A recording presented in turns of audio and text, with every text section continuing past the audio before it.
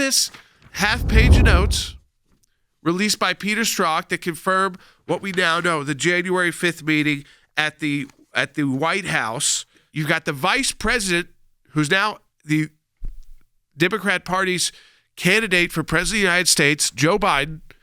He's the first one in the notes mentioned, and it's talking about using the Logan Act.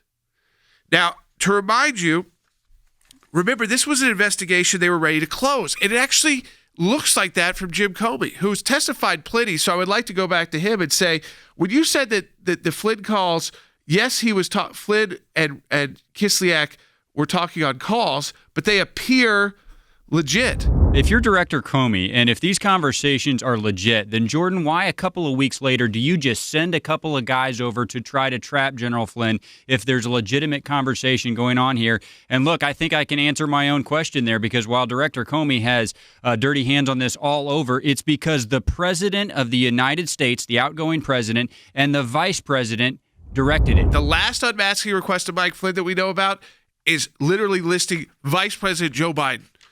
The first person on these Strzok notes that they believe that this was, what was important and what could be unclassified is the Vice President of the United States, Joe Biden, suggesting how to keep an investigation open of Mike Flynn. This is where Joe Biden gets into hot water, is when he's pressed with direct questions from people like George Stephanopoulos on these Sunday shows. And listen, if you're running for President of the United States, you're going to get asked questions direct, and you start answering direct.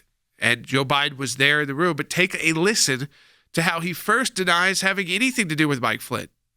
What did you know about those moves to investigate Michael Flynn, and was there anything improper done?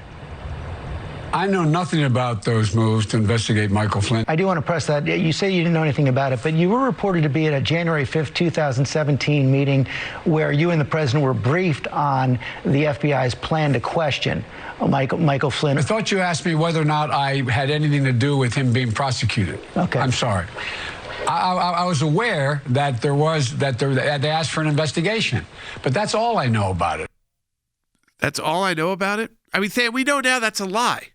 Now, and again, I mean, we know it's a lie because the vice president's suggesting what laws to use to go after Mike Flynn. Not only in front of the President of the United States, Barack Obama, did he recommend a looking into the Logan Act, a violation, but he also personally issued one of these unmasking requests. So it's not just like he had some glancing involvement either, and now he's trying to act like it was insignificant. Jordan, he was one of the main players here, and this lie that says he was not involved in it was made at a time where Jordan, he has taken a look and he has full recollection of what he was involved in, and yet he still tried to pass it off as if he wasn't involved. Looking back with these notes and looking back at how the George Stephanopoulos interview, what Senator Rubio is saying about Joe Biden.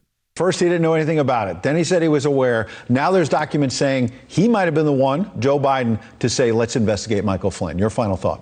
Well, I think ultimately, if all this proves to be true, then there's really only two things to conclude from it. Either A, he's suffering from severe memory loss, or B, he's not being honest. He's lying. So, I mean, we'll find out soon enough when the Judiciary Committee does its investigation in the eyes of right in front of the American people. But either he's got memory loss or he's not telling the truth. Neither one of those is good. Vice President Biden, who is now directly implicated in prodding on and keeping this investigation going to take down the Trump administration, and by using legal resources, by using the FBI. This is the worst of the worst. But what did you expect from Obama and Biden when they did this with the IRS? When you layer onto that unaccountability of the bureaucracy, an elected class who not only enables it, Jordan, but actually directs it, which I really think what we're looking at with these notes from Peter Strzok, I think that's what this is. It's the elected layer, the elected officials pointing to the bureaucracy, pointing to Jim Comey, who will stay behind when they transition out of power and saying, stay on this. Jordan, that makes what we saw during the IRS, as dangerous as that was, that adds a whole nother layer of it, because it puts the people that the American people did choose in the place of being responsible for that abuse.